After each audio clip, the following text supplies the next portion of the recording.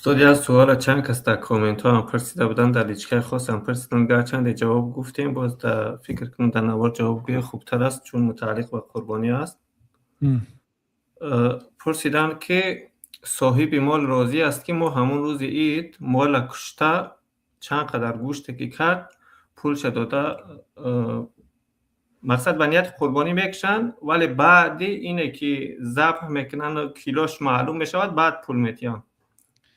این نادرست است. کسی این خیلی قربانی میکنه و قربانی نیست برادرها.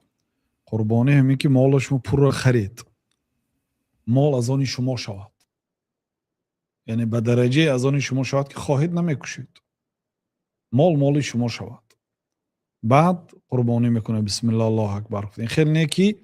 مثلا همین یک گوسفند بوتونه فرزند گوید که همین از نامی فلانی ابن فلانی گفته بسم الله الله اکبر قربانی فلانی گفته کشت، سپس ترازو میموند گوشتای تازه شه بر میکشد بعد میگه که نرخ این قربانی فلان پول است میگه. همین نوع خرید و فروش درست نیست، یعنی که خاصتا قربانی، چون که قربانی باید مالکیت شما باشد.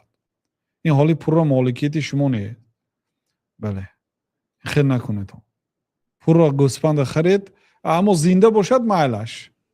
مثلا بعضی کشورها زنده لای بالی ترازو میبرارد همون که چینک ده، چون که چشمی عادی کتی دو گوسفند به دو خیل نرخ مونده نمیتوند. شاید 1 کیلو گوشت کم کنه دینا، شاید 1 کیلو گوشتی آنش بسیار شد. بنابراین برای کمتر نزدیکتر شدن گوسفند زنده میبرارد بالی ترازو یا نرخی معین مونده همون که حساب میکند و این گوسفند 3000 میشد یا 1000 میشد میگد بعد گوسفند میخرید میبرید برده قربانی میکنه و حلال است ان شاء الله.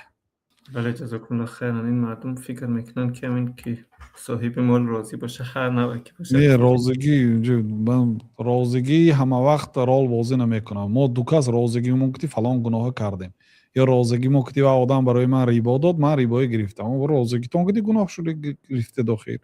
رازگی همه وقت شرط نه برادرها.